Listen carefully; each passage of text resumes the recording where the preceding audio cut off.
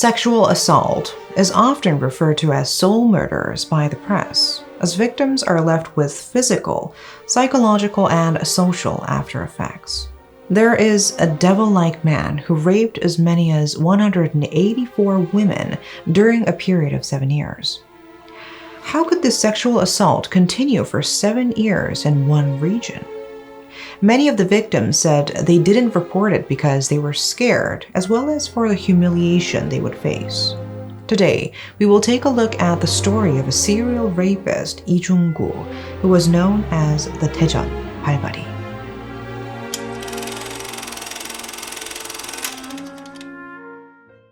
Lee Jung-gu is a serial rapist who raped some 150 women in South Korea for 7 years, from February 1998 to October 2005.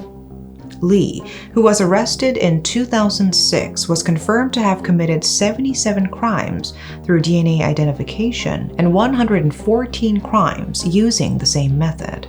Officially, 165 people suffered at the hands of Lee. If you count attempted cases, the total is 184 people. The 77 crimes that were confirmed through DNA identification included rape, robbery, and theft. In court, Lee accepted the charges, and the number of his victims shrunk to 127.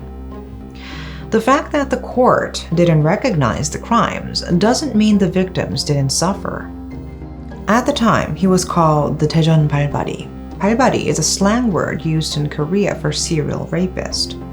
It's a word that describes suspects carrying out crimes and then quickly covering their tracks. The Daejeon Balbari case can be traced back to 1996. At the time, atrocious crimes were carried out targeting women who lived alone in studios in Daejeon. They stirred public sentiment and spread throughout Daejeon. But DNA identification officially started to be used by police in Korea in 1997. Then, in February 1998, a woman in her 20s who was really drunk got in a taxi. The taxi driver took a wrong turn. The taxi fare came out to be more than she thought.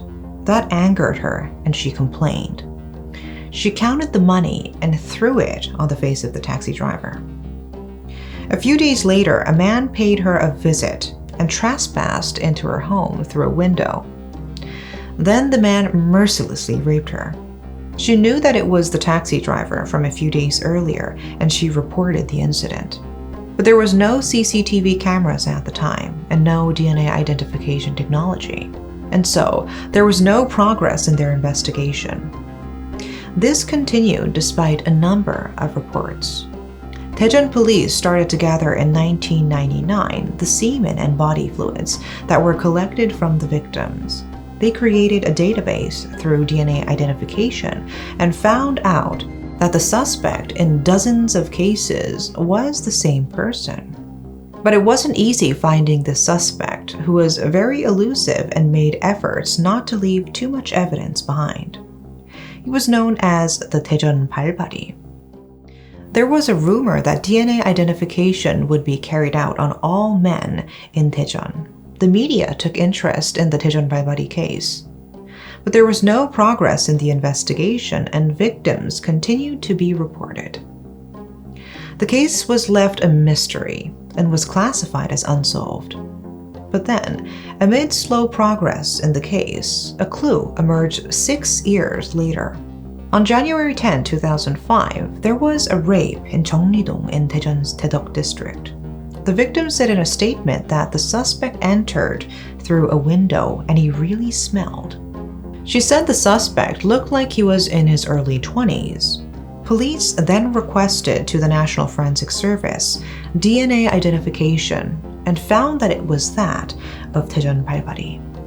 There was another terrible case on April 17, 2005 in Daejeon's Yongmun-dong when 3 people were raped. A DNA identification of body fluids again pointed to the Daejeon Balbari, and this was reported to the press. Balbari's DNA was found yet again in a rape case in Nonsan on June 15th. This led to an article criticizing police for their incompetence. The pressure on police grew. Eventually, detectives from the Dongbu police station in Daejeon started to gather rape case data from the entire country. Yu Dong-ha, who was recently appointed as the chief of detectives at the Dongbu police station at the time, was interested in unsolved cases, so much so that he and his detectives collected data from 1999. Their analysis of the data showed that Balbari carried out crimes in Daejeon until June 2003, and in July of that year went over to Cheongju and raped women there.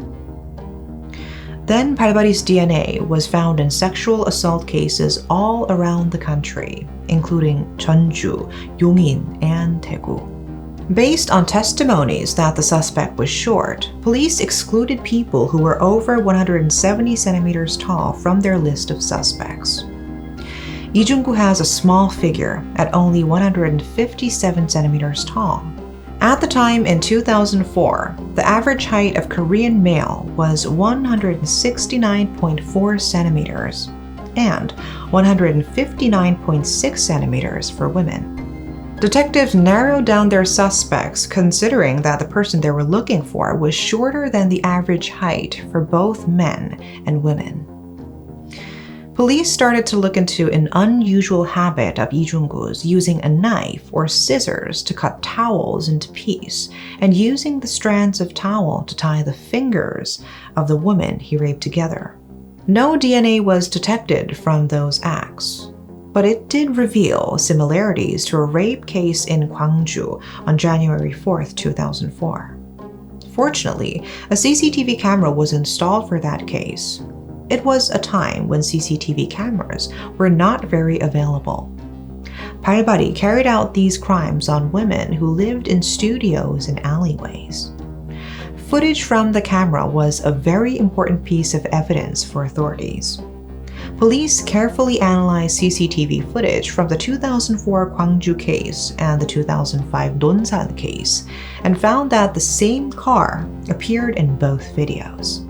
Of course, before they compared the DNA from the two cases, they could not say the owner of this car was their suspect. When police visited the owner of the car, he said, "I will go put on some socks," and he went inside his home and fled through a window. Police raided this home and found a cigarette butt of the man's 21-year-old university student son. When this was compared to Balbari's DNA, they found a father and son relationship. A year after the investigation was relaunched on January 10, 2006, the true nature of the Daejeon Balbari, who started in Daejeon and carried out crimes nationwide, was revealed, and that was Lee Jung-gu. The Daejeon Dongbu police station shared with police stations nationwide wanted posters detailing Lee Jung-gu's face, how he dressed, and a reward of 5 million won, as well as requested a cooperative investigation. At the same time, 20,000 copies of the wanted poster was distributed to multi-use facilities such as subway stations, bus terminals, and department stores, virtually making it impossible for the suspect to move around.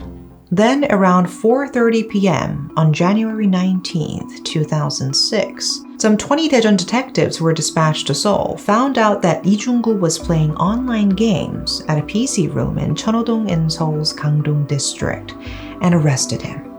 How did they find out that Lee was at the PC room?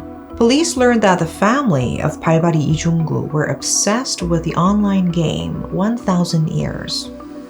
A police officer was taking part in a stakeout at the time, saw that his wife and son were chatting with a certain game character, and suspected that it was Lee Jung-gu.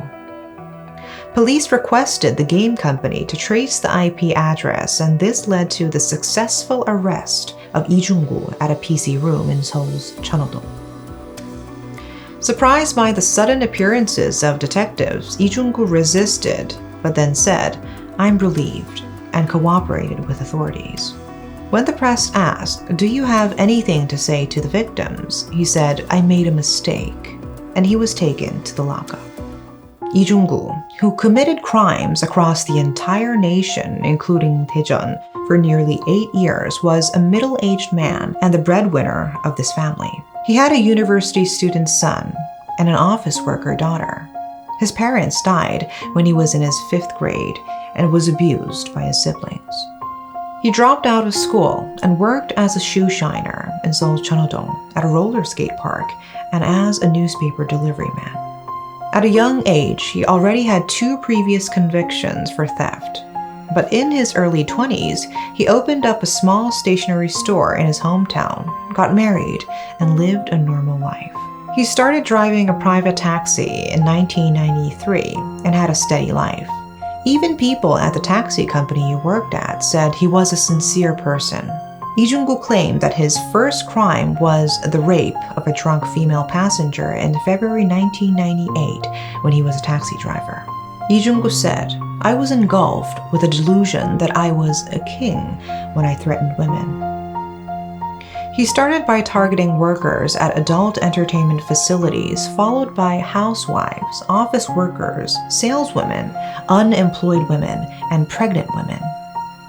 He said all the testimonies from the victims of a red hat, bad smell, a wanderer, psychopath, and orphan were all his schemes.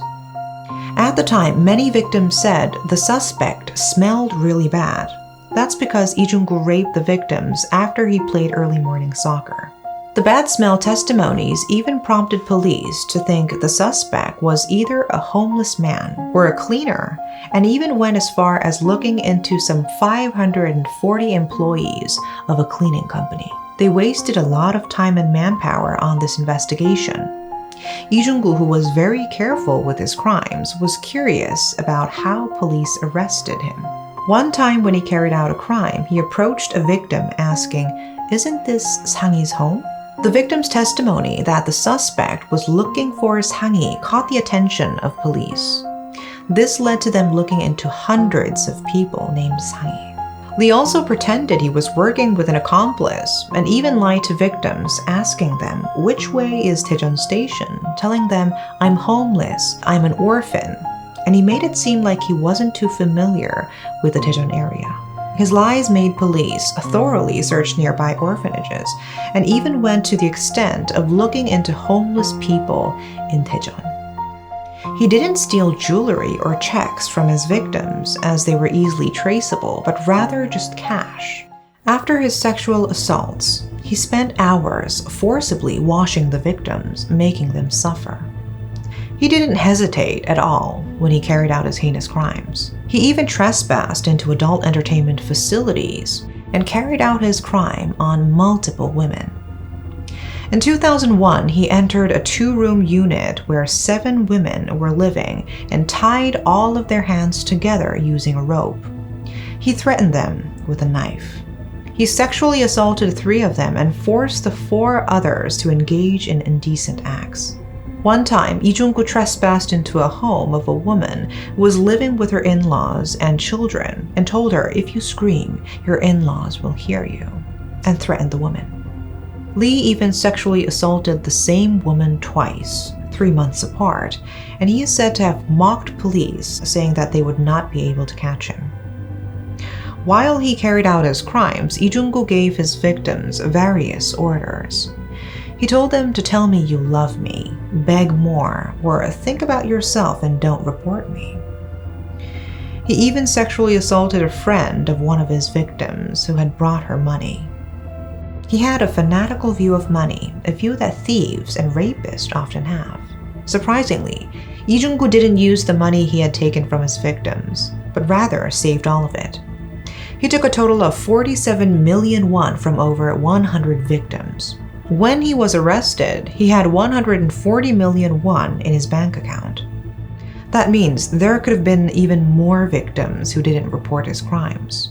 On July 30th, 2007, the Daejeon District Court sentenced Lee to life in prison, saying he needs to be separated from the world forever so that he doesn't hurt anyone else.